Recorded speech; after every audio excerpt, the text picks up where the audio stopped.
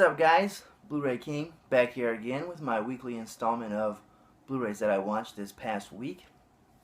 Now, alright, so here's my big stack that I got. You know, it's not really that big of a stack if you see my other videos, but we're gonna go ahead. So first up, we have Bates Motel. In the last video, you saw I started this, and then I ended up finishing it this week. Really good show here. I like what they're doing here, where they're going and modernizing the tale of Psycho, more of an origin story. And Vera, the chick who plays Norma Bates in here, man, she is hot. And Norman Bates, he gets a lot of girls in this show. I'm really surprised how much action he gets on this show. If you guys haven't seen this, it's basically just like a prelude to Psycho, the Alfred Hitchcock classic.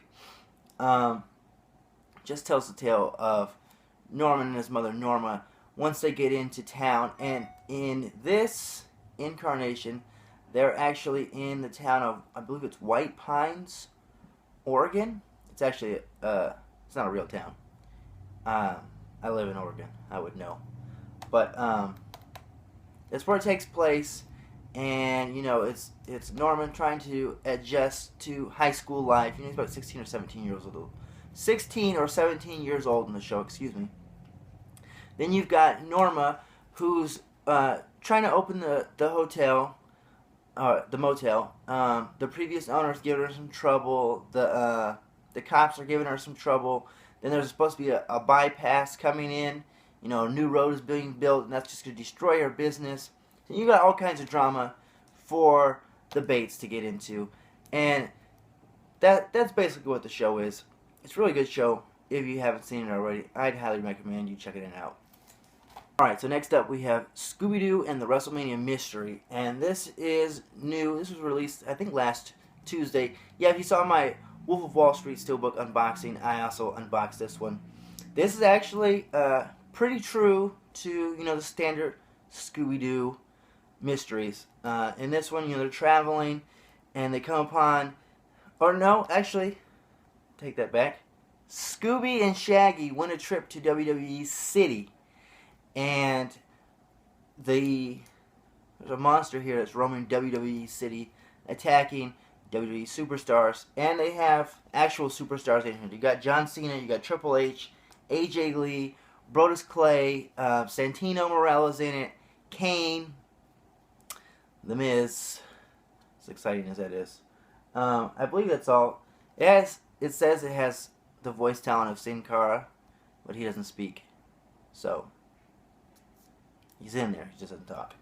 But, then the WWE Championship gets stolen, and that's where their mystery begins. Scooby is blamed for it. It was alright. If you're a fan of Scooby-Doo, it'd probably be worth watching. If you're a fan of WWE, you'd probably want to watch it. It was okay. Then next up, I watched Riddick. I finally got to the final film, and the series as a whole did not do it for me. Now, Riddick is a badass. I like the character of Riddick, and I'm not really discrediting Vin Diesel in this movie. But the movies themselves are kind of boring to me. Pitch Black, I couldn't really stay focused on that one. I finally finished it a couple weeks ago.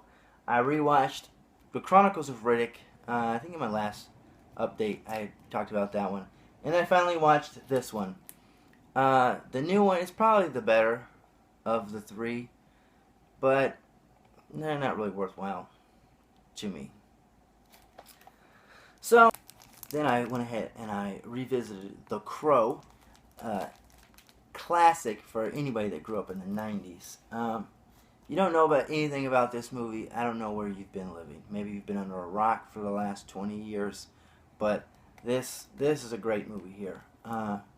Real dark, real brutal. There's a lot of violence in here, but it's really good. You got Eric Draven, played by the late Brandon Lee, and him and his fiancée are killed in I don't want to say in an operation gone bad. They're something with their landlord, the owner of the building that they stay in. They cause trouble for them, so they end up getting killed in about a year. Let's say a year later, maybe 2 years.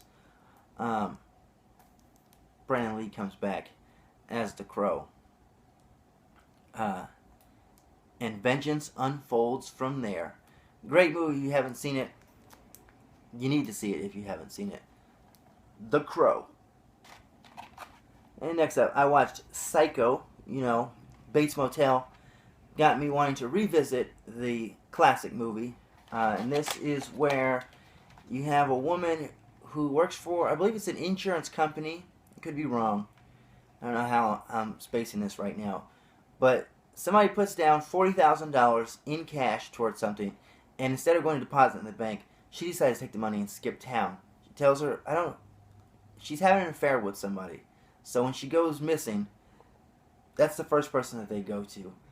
But in reality, when she goes missing, it's because she became a victim of the Bates Motel. If you haven't seen it, spoiler alert. Norman Bates is his mom. He dressed up as his mom and he kills people. And then really thinks that he's his mom. But it was good. It was a good solid movie. You know, it held up over the years. I'd probably watch it again sometime. It was that good, you know? That's it for this one. Next up, I finally got around to watching The Wolf of Wall Street. I'm a big fan of Leonardo DiCaprio, big fan of Scorsese, big fan of Jonah Hill. And this movie was hilarious to me. I know it's based on true events, people losing their money, you know. But this is hilarious. I'm pretty sure you guys all know the synopsis of this by now. You know, it's considered the best film of 2013. I actually think Dallas Buyers Club is better than this movie, but this one is really good.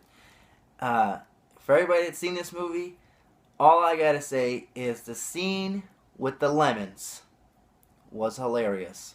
That has got to be one of the funniest scenes I've ever seen in my life. You guys know what I'm talking about? Pop this in, and when the lemon scene comes up, you know you're in for a treat. Alright, so I got my fix of Nolan's Batman trilogy. I went ahead and watched The Dark Knight Rises here. This movie gets a lot of shit, but I actually really like this one.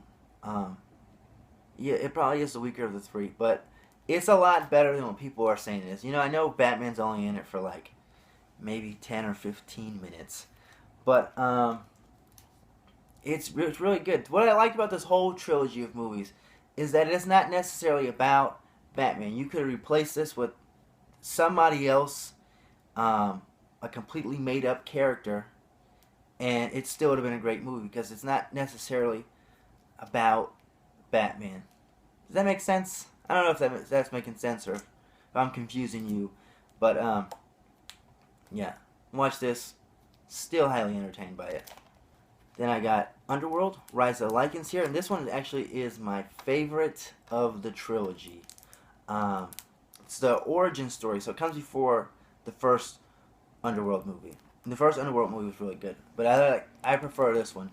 I just now noticed when I rewatched it that the Lycans are of a combination of makeup and practical effects and CGI. You know, it's a mix of both, but it plays out well.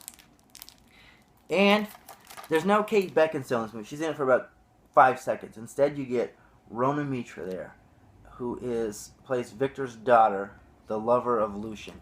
And Rona Mitra, my God, that woman is gorgeous.